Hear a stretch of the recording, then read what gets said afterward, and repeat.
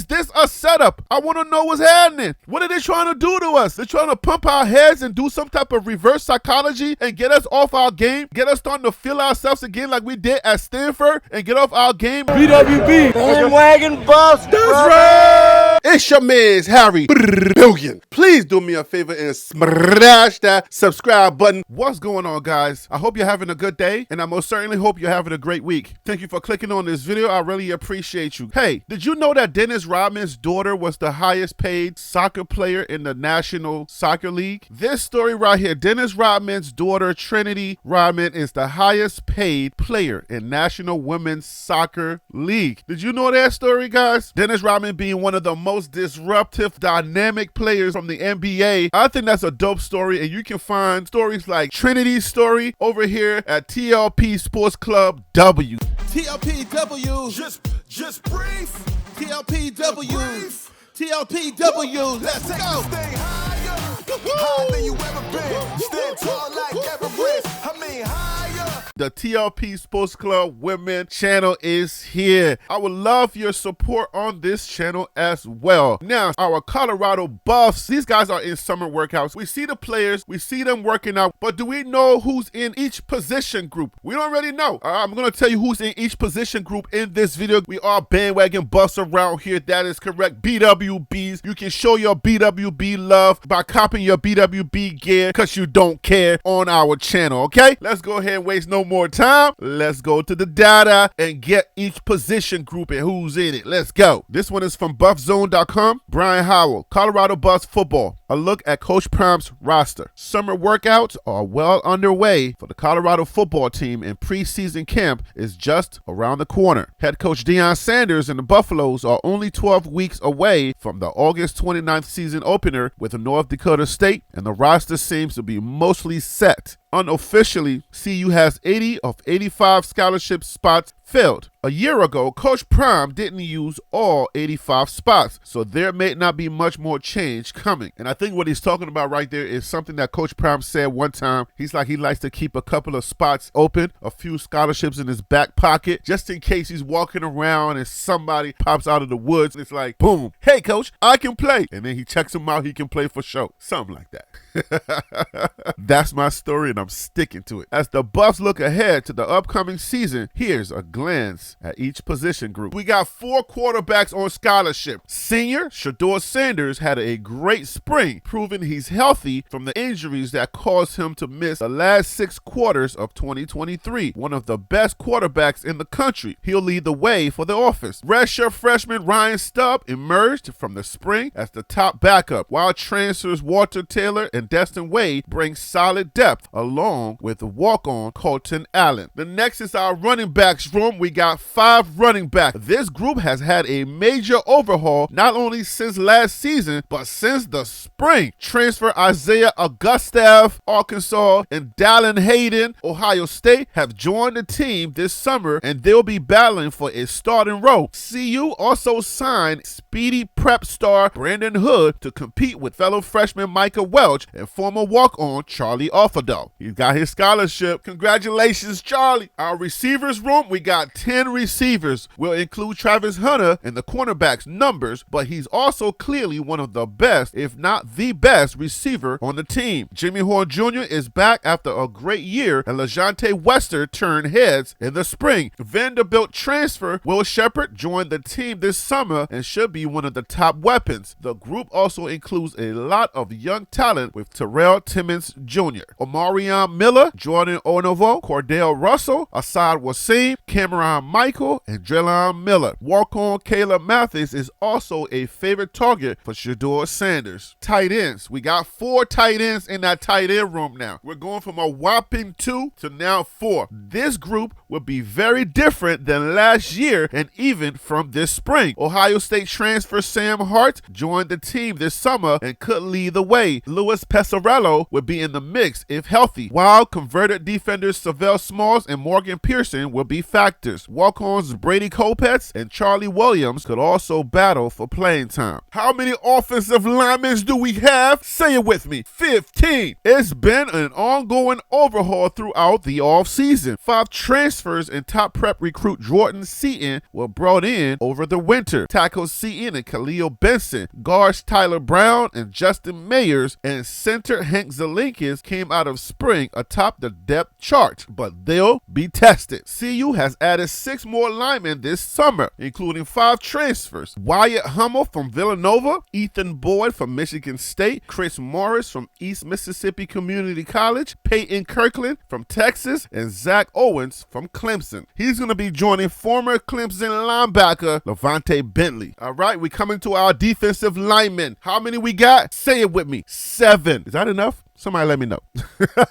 Is 7 enough for depth? I don't know. Y'all let me know. Senior Shane Cokes and junior Amari McNeil are the only returning players from last year, and they could be leaders here, but the transfers will make their mark. Torian Carter, Chidozie Wangwo, and Aquin Barnes all play well at times during the spring. The Buffs have added 2 more transfers that have joined the team this summer in Rayon Bureau, Ohio, and Tafik Thomas from Louisville. We have a total of 9 edge rushers. Arden Walker and Taj McCoy are 2 returning players looking for big roles, but this group was overhauled this offseason. Nakia Webb Walker, Samuel Okanlola, Keaton Wade, and Quincy Wiggins were all key transfer additions last winter. The Buffs have also brought in Arizona State transfer BJ Green and Pittsburgh transfer Deion Hayes, who could be top players here. The next room we're looking at are going to be our inside linebackers. We have a total of 8. Levante Bentley seems to be the steady force here after a great 2023 season, but the Buffs have had an ongoing search for the second spot. Converted safety Trevor Woods could be the second starter, but the coaching staff have added some major experience through the transfer portal this spring. Transfers Johnny Chainley Jr., Florida A&M, and Nikhil Hill Green, Charlotte, will both compete for a starting role. Jeremiah Brown, Brandon Gant, and Jalen Wester could be in the mix too. All right, moving on to our cornerbacks room. We got a total of 8. Travis Hunter is the leader of this group, but where he plays and how much remains to be seen. He'll split time with receiver, of course. He spent much of the spring playing as a nickel on defense because Preston Hodge and DJ McKinney play so well at corner. Transfers Ian Yates from Furman and Colton Hood from Auburn will battle for time as well. Our safeties room, we have total of 7. This is an interesting spot for CU after it was reported this summer that senior Shiloh Sanders has a shoulder injury that could sideline him for several months. CU has not confirmed that, but if Sanders is out for a while, the Buffs have to adjust. Cameron Silman Craig is the leader here, and the Buffs could also move Trevor Woods back to safety, his natural position. Converted corner Carter Stoppmeyer is an option too. Transfers Herman Smith III, Jackson State, Savion Riley from Miami, and R.J. Johnson, Arkansas, will all compete for spots too. And then we have 3 specialists. The Buffs are in good shape with the kicking game. Punter Mark Vassett is one of the best in the Big 12, and place kicker Alejandro Mata is reliable inside 45 yards. Jace Feely hopes to push Mata again. All right, so as you look at each position group, preseason, the spring game, everybody's doing their analysis, everybody's looking at it. What do you think they know now that they didn't know before, now that Colorado has the 4th most placed bets to win a national championship in 2024? Are they capping? Is this some type of reverse sick joke that people are playing? Or the position group that we just talked about, are those guys deep enough? Do we have enough depth where people are starting to feel a little bit more confident in what Coach Prime is doing? Or is it the BWBs that's pushing this? Is somebody playing a sick joke? I don't know.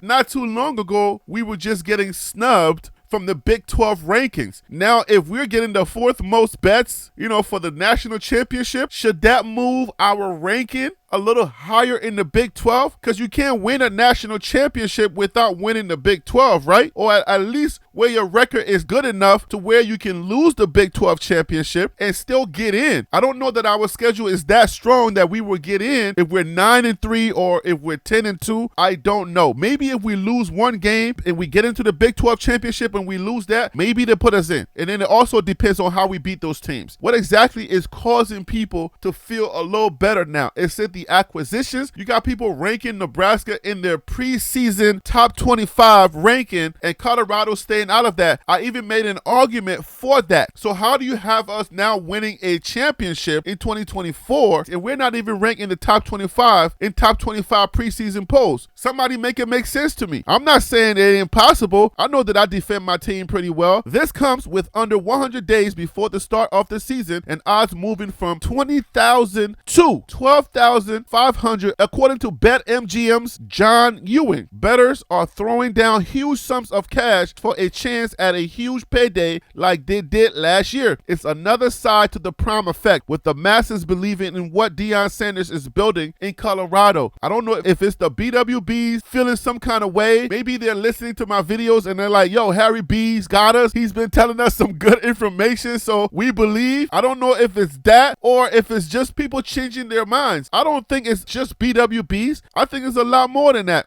4.5% of bets, fourth most, are on Colorado to win championship. And there goes Coach Prime right there looking too cool for school, as always. You feel me? There's a lot of really good reports that are coming out. It's not like last year where we were paper tigers. It was a bunch of things coming out. People just doubting the team. There's a lot happening right now. We have known about these guys for a while now. Were they hoping that they didn't show up? Were they hoping that BJ Green didn't show up? Nakai Hill Green didn't show up? Were they hoping that people didn't show up? That's why they was talking greasy. Now all of a sudden, people are saying we're going to win the Big 12. Joe Klatt is saying we could take the Big 12. I want to know what changed. And don't get me wrong, I'm not fighting it, but is this a setup?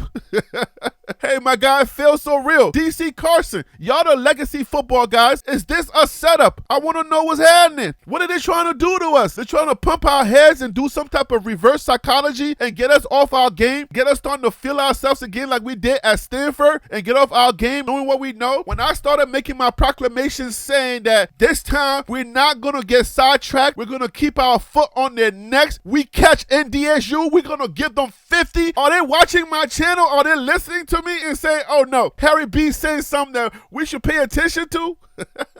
All right, I'm getting a little excited, but still, man. Y'all remember the article from Keeler and his former NFL player talking about there's not enough time for these guys to get to know each other? And then I had a live and I was like, man, look, it don't take black people that long to get to know each other. Talk to me, guy. What are you saying? What you saying? Yeah, you feel me?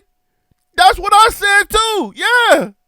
I know. I've been trying to tell him. He just told you Harry B is right. Within the data, we do the search within the data and we find the information that says that that was a good catch, that we are going to be good this year. This is not the same team from last year. That 4-8 team that gave up during the Stanford game after halftime and it came back and beat us. That is not this team. Promise you that. I'm trying to tell y'all right now, that is not this team. This is a totally different team, okay? Here at TLP Sports Club, I got us 8-4. I can't say I'm on the train of us winning it all. Is it in the back of my head? Yes, obviously. I'm thinking about that. I said that y'all don't let us get that Big 12 championship because it can have some serious implications for the Buffs in the postseason. Because we win that Big 12 championship, I'm telling you, it's a whole nother story. I said that on the live. Y'all better not let us win that. Don't forget to join us on the lives. TLP Live Monday nights at 7 p.m. and then Fridays at 12 noon on the East Coast, guys. That's New York City time. Make sure to join us on the live. We're going to be talking about all of this. I don't know if they're doing this reverse psychology thing. I have no idea. Hey, guys, listen. Psst, psst, Shador, listen. Shador, turn around, bro. I'm talking to you. Shador, not Jimmy Hort. Jimmy Hort, move. Shador, don't listen to him, bro. Don't listen to him, bro. Keep your foot on people's necks. You hear me, Shador? All right. Whatever you're doing with your hand over there, y'all talk about that. But anyways, I'll leave it right there for now, and I'll see you. Get it? See you on the next video. Okay.